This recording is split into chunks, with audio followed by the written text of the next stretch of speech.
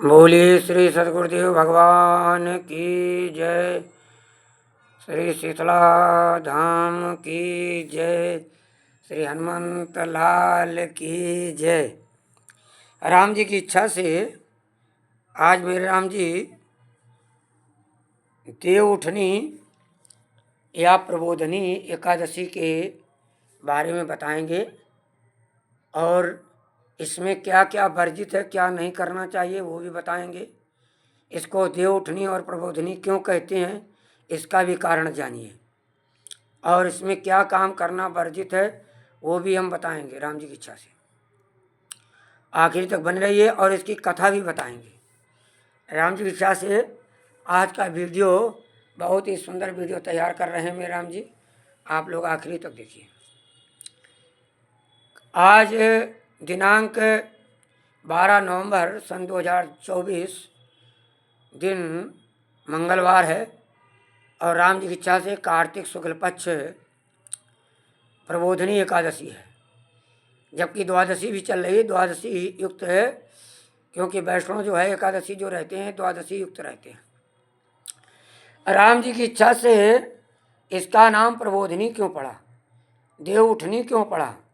भगवान विष्णु आषाढ़ शुक्ल पक्ष एकादशी से, जिसका नाम है देवशयनी, देवशयनी एकादशी से भगवान विष्णु शयन में जाते हैं और कार्तिक शुक्ल पक्ष देव उठनी अर्थात प्रबोधनी एकादशी को आज से सारे शुभ कार्य प्रारंभ कर दिए जाएंगे। इसमें क्या कार्य करना वर्जित है? शराब पीना, मांस खाना, व्यभिचार करना, चुगली करना, किसी की निंदा करना, किसी से अकारण वाद विवाद करना, झगड़ा करना आदि आदि करके ये जो कार्य हैं ये नहीं करना चाहिए।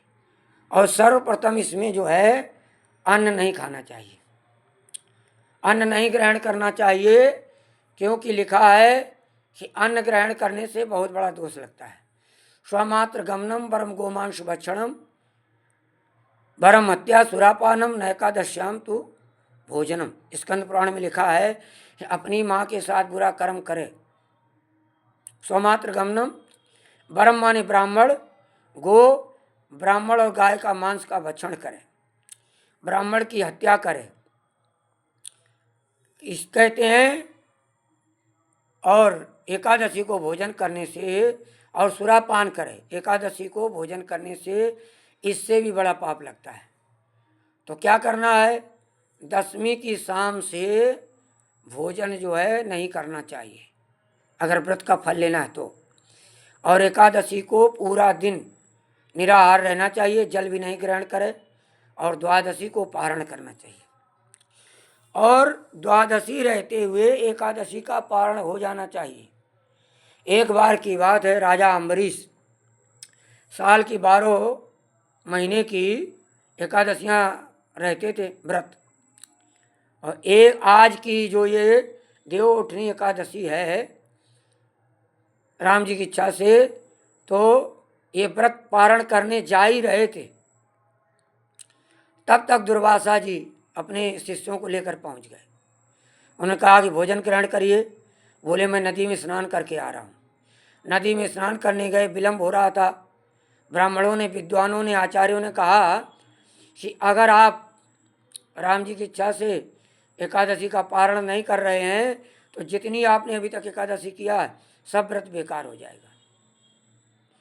तो उनके कहने से केवल चरणोदक, ठाकुर जी का चरणोदक लिया ही था कि दुर्वासा जी पहुंच गए और बोले तुमने मेरा अपमान किया है, मेरा निमंत्रण करके मैं तुम्हें श्राप देता हूं।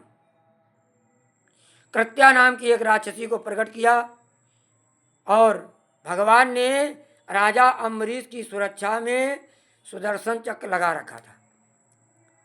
सुदर्शन चक्र ने कृत्या का वध कर दिया। इसके बाद दुर्वासा ऋषि का पीछा किया। पूरी त्रिलोकी में दुर्वासा ऋषि दौड़े आए, कहीं शरण नहीं मिली। अंत में भगवान विष्णु के पास गए, वहाँ भी शरण नहीं मिली। भगवान विष्णु ने कहा कि जिसका तो आपने अपमान किया है उसके पास जाओ, वही क्षमा करेगा। अंत में राजा अम्बरीश के पैरों में गिर पड़े दुर्वासा ऋषि। उन्होंने उठाया, अरे महाराज ये पाप क्यों करवा रहे हो? बोले ये सुदर्शन चक्र मुझे मार डालेगा, जल्दी इसको शांत कीजिए। राम जी की इच्छा से और सुदर्शन चक्र से हाथ जोड़ा, अगर मन वचन कर्म से मैंने भगवान विष्णु की पूजा किया हो तो महात्मा को क्षमा कर दीजिए। सुदर्शन चक्र शांत हो गया। ये राम जी की इच्छा से इस प्रकार से एकादशी व्रत की कथा है। जो एकादशी का व्रत रहते हैं उनको लोक और परलोक में सुख संपदा की प्राप्ति होती है राम जी की इच्छा से, और यहाँ भी यश और वैभव की प्राप्ति होती है। इसलिए एकादशी का व्रत करना अवश्य ही करना चाहिए। जय श्री राम। एकादशी महारानी की जय।